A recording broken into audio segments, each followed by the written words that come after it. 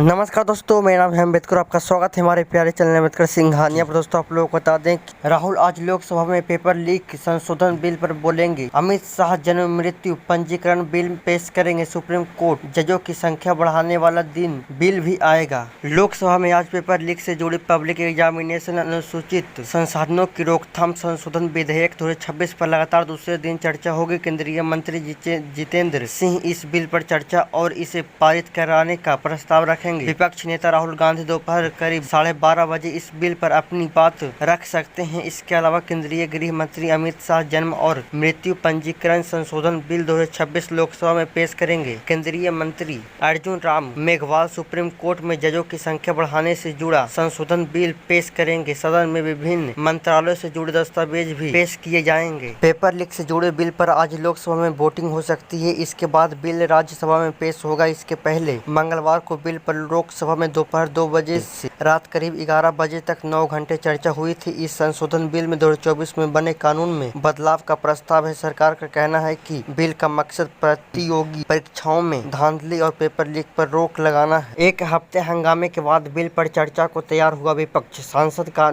Monsoon सत्र 20 जुलाई से शुरू हुआ है। हालांकि पेपर लीक और छात्रों पर पुलिस कार्रवाई को लेकर विपक्ष के हंगामे के कारण दोनों सदनों की कार्यवाही लगातार बाधित रही। इसके कारण पेपर लीक से जुड़े संशोधन बिल पेश होने के बावजूद उस समय पर बहस शुरू नहीं हो सकी। एक हफ्ते गतिरोध के बाद 27 जुलाई को लोकसभा अध्यक्ष ओम बिरला सरकार और विपक्ष नेताओं के बीच कई दौर की बातचीत हुई। इसके बाद सहमति बनी कि 28 जुलाई को दोपहर 2 बजे से बिल पर चर्चा होगी। पहले दिन केंद्रीय मंत्री जितेंद्र सिंह और भाजपा सांसद बांसुरी स्वराज ने सरकार का पक्ष रखा। विपक्ष की तरफ से गौरव गोगोई, प्रियंका गांधी, अखिलेश यादव बहस में शामिल हुए हैं। खगड़े ऑफिस में इंडिया ब्लॉक की आज रणनीति बैठक। संसद के मानसून सत्र के बीच आज सुबह 10 बजे से राज्यसभा में विपक्ष के नेता मल्लिका अर्जुन खड़गे के ऑफिस में इंडिया ब्लॉक के नेताओं की बैठक हो रही है। लोकसभा और राज्यसभा के विपक्ष नेता इसमें शामिल हैं। बैठक में संसद के दोनों सदनों में विपक्ष की साझा रणनीति और फ्लोर कोऑर्डिनेशन तय किया जाएगा। बैठक से पहले विपक्षी सांसदों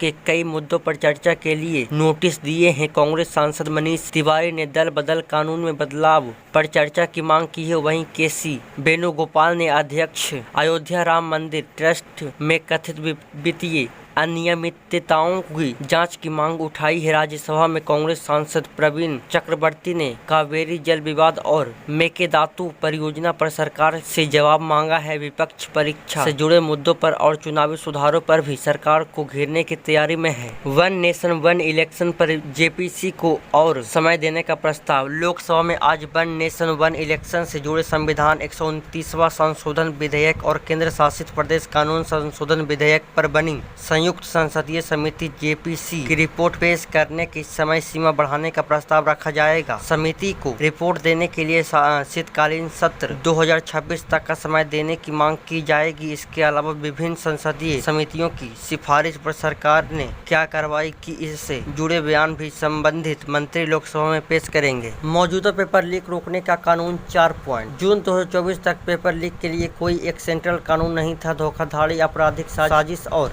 जालसाजी जैसी धाराओं में मुकदमा दर्ज होता था। इनमें जमानत की कोई सख्त शर्तें नहीं है। कुछ राज्यों में अलग अलग नकल विरोधी भी कानून बनाए, जैसे मनी लॉन्ड्रिंग एक्ट भी शामिल किया। उत्तर प्रदेश में कुछ मामलों में गैंगस्टर एक्ट भी लगाया गया। नीट, यूजी और यूजीसी के एग्जाम में धांधली के बाद 21 जून 2024 को केंद्र सरकार ने सार्वजनिक परीक्षा अनुचित साधनों की रोकथाम अधिनियम लागू किया। इनमें पेपर लीक, मदद करना, गलत तरीके से OMR शीट हासिल करना, नकल करना, एग्जाम से जुड़ी फर्जी वेबसाइट बनाने या परीक्षक को धमकी को सजा के दायरे में लगाया गया है। ये सभी अपराध गैर जमानती है। इनमें 2 कैटेगरी में सजा का प्रावधान है। पहला, पेपर लीक और बगैर करने पर 3 से 5 साल की सजा और 10 लाख तक का जुर्माना हो सकता है। दूसरा, एग्जाम करवाने वाले स्थान या एजेंसी के डायरेक्टर या मैनेजमेंट के ऑफिसर्स ने कोई अपराध किया तो 3 से 10 साल तक की जेल या 1 करोड़ का जुर्माना हो सकता है। आप लोग बता दें कि 12 साल में 116 पेपर लीक, 2014 से 26 तक के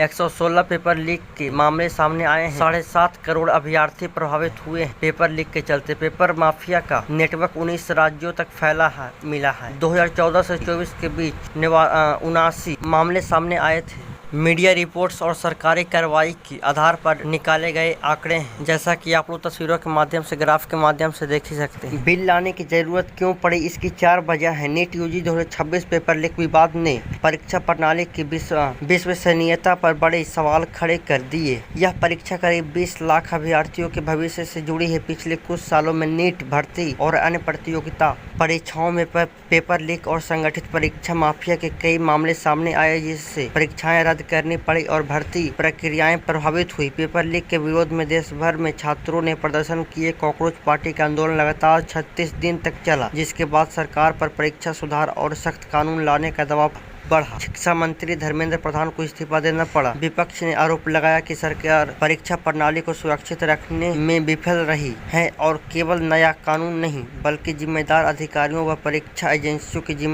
जवाबदेही भी तय होनी चाहिए। पेपर लीक के बाद परीक्षा दोबारा करानी पड़ी थी, जाने पूरा विवाद। नीट यूजी 2026 परीक्षा 3 मई 2026 को हुई थी। सरकार और एनटीए ने नीट यूजी 2026 परीक्षा रद्द कर दी। 21 जून को दोबारा परीक्षा कराई थी। इस दौरान देश भर में 20 से ज्यादा छात्रों ने सुसाइड किया था। तो दोस्तों आज के लिए इतना ही, धन्यवाद।